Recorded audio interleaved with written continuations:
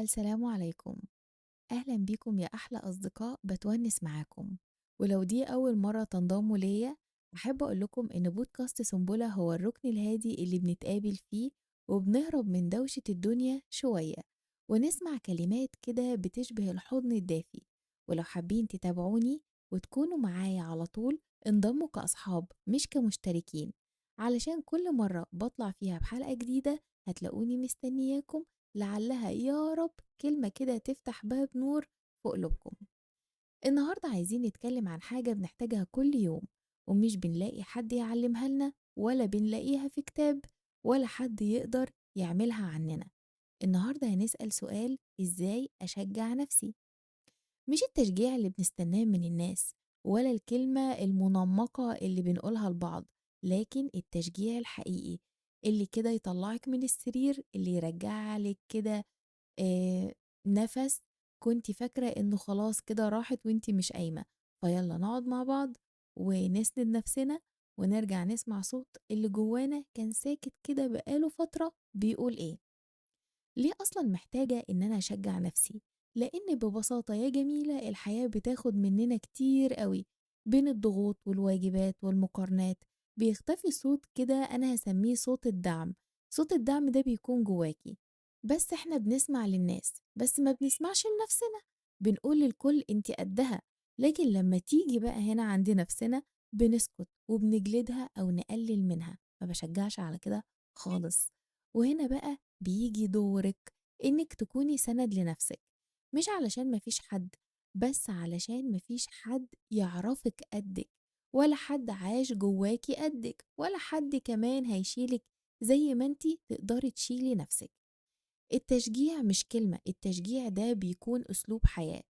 التشجيع الحقيقي مش جملة تقوليها وتمشي، التشجيع هو إنِّك تؤمني بنفسِك حتى وأنتِ خايفة، إنِّك تعملي خطوة صغيرة حتى لو مش متأكدة، إنِّك توقّفي كده مع نفسِك وتُقفي بدل ما تقسي عليها، وإنِّك تشوفي إنجازاتِك حتى لو ما حدش شايفها وحتى لو صغيرة قد كده أهو.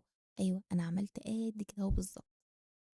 التشجيع مش عافية ولا حماس لحظي ولا بوست فيه كلام جميل، التشجيع كده علاقة بينِك وبين نفسِك بتبنيها خطوة خطوة. طيب إزاي أشجع نفسي يا سنبلة؟ زي ما أنتِ قلتِ، لحد دلوقتي أنا معاكِ وسامعاكِ. احكي لنفسِك الحقيقة مش القسوة، ما تقعديش تعاقبي نفسِك على كل حاجة شجعتيها وعملتيها أيًا كانت النتيجة، أنتِ سعيتِ والنتيجة دي مش بتاعتِك. أنتِ عملتِ اللي تقدري عليه بمنتهى البساطة، يعني أنتِ مش فاشلة، أنتِ بس تعبانة أو محتاجة تتدربي أكتر وتاخدي خبرة أكتر. خدي وقتِك بس اوعي توقفي. الكلمات دي بتعمل كده في القلب اللي ما بيعملوش أي خطة نجاح أنتِ شُفتيها.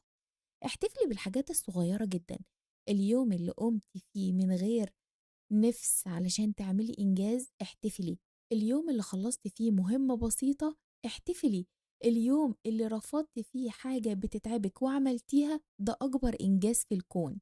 التشجيع الحقيقي هو إنِّك تشوفي الشغل الصغير لإن هو اللي بيبني الشغل الكبير. ما فيش حاجة بتتولد كبيرة من الأول، كل حاجة بتتولد صغيرة صغيرة وبتكبر مع الوقت، ومع استمراريتِك وتعليمِك ونجاحِك بتكبري. اكتبي نجاحاتِك اللي ما حدش شايفها، إمتى وقفتِ كده مع نفسِك، إمتى اتعلمتِ حاجة جديدة، إمتى اخترتِ صحتِك النفسية، إمتى قُلتِ لأ بإرادتِك، إمتى ما كملتيش رغم التعب وأخدتِ بريك. ده كله تشجيع لإنِك بتفكري نفسِك أنتِ مين وقد إيه أنتِ تستاهلي. اعملي لنفسِك صوت داخلي لطيف، عارفة لمّا تبقي ماشية وتلاقي صوت جواكِ بيقول أنتِ عمرِك ما هتنجحي، أنتِ مش قد اللي أنتِ فيه، بدّلي الصوت ده فورًا وقولي له اسكت، أنا هاحاول، أنا مش كاملة بس قوية، أنا باعمل اللي أقدر عليه. الصوت اللي جواكِ يا يرفعِك يا يكسرِك، اختاريه صح خلّي بالِك. ادّي لنفسِك مساحة للغلط. شجعي نفسِك إنِّك تغلطي، أيوه تغلطي، إحنا لو مش بنغلط عمرنا ما هنتعلم، لإن ببساطة ما فيش نجاح من غير غلط، وما فيش نضج من غير محاولات شكلها بايخ شوية. التشجيع مش إنِّك تكوني أحسن حد، التشجيع إنِّك تكوني أحسن نسخة منِّك، قرّبي من الناس اللي بيهدّوكِ مش اللي بيهدّوكِ، سمعتيني صح. شجّعي نَفْسِك، اختاري كويس حد بيسمعِك، حد بيفهمِك، حد بيطمّنِك، حد يشوف قيمتِك وعارفها، حد يشجّعِك على إنِّك تبقي نَفْسِك مش نسخة من حد تاني أبدًا. الحُب اللي يشجّعِك ويقوّيكِ ده حُب يستاهل يبقى في حياتِك. خلّي علاقتِك بربنا هي أكبر مصدر للتشجيع، قولي له يا رب قوّيني، خلّيني أشوف نفسي بعينك، ادّيني شجاعة، اكتب لي طريق أنا أقدر أمشي فيه. لمّا ربنا سبحانه وتعالى بيبقى معاكِ الخطوات الصغيّرة بتبقى ثابتة والمخاوف بتسكت والقلب بيتطمن، وطالما القلب اتطمن دوسي وامشي وعلى بركة الله. التشجيع بيعمل إيه فيكِ بقى؟ بيدّيكِ طاقة إنِّك تكمّلي نفسِك بوعي، بيخلّيكِ وبيبيّن اللي جواكِ إنِّك واثقة وهادية، بيخلّيكِ تختاري خطوات صح ومش شرط سريعة، وبيقلل من جلد الذات، بيخلّيكِ لطيفة معاكِ ومع الدنيا ومع أي حد حواليكِ.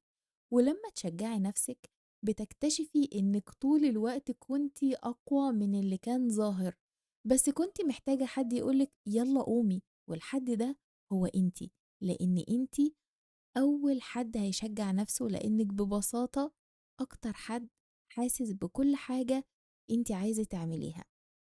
قبل ما أختم عايزة أقول لِك جملة يمكن تغيّر يومِك، أنتِ مش محتاجة حد يشجّعِك، أنتِ محتاجة إنِّك تصدّقي نَفْسِك. أيوه، صدّقي نَفْسِك زي ما سمعتيني كده، صدّقي إنِّك تقدري وإنِّك بتتعلّمي وإنِّك ماشية حتى لو خطوة صغيّرة، وعارفة ربنا شايف كل المحاولات اللي ما حدش شايفها، وكل مرة شديتِ نفسِك وقُمتِ ربنا كتبها لِك. شجعي نفسِك وخلّي قلبِك في صفِّك، وما تخلّيش الدنيا أبدًا توقّعِك بسهولة. أنتِ تستاهلي كلمة حلوة، وتستاهلي حضن معنوي، وتستاهلي حد يقول لِك برافو كمّلي. أنا باقول لِك برافو كمّلي، والحد ده هيكون صوتِك الداخلي من النهارده. سؤالي ليكِ لحد دلوقتي لو وصلتِ لآخر الحلقة معايا، لو هتشجعوا نفسكم النهارده لكل حد سمعني، هتقولوا لنفسكم جملة واحدة بس، الجملة دي هتكون إيه؟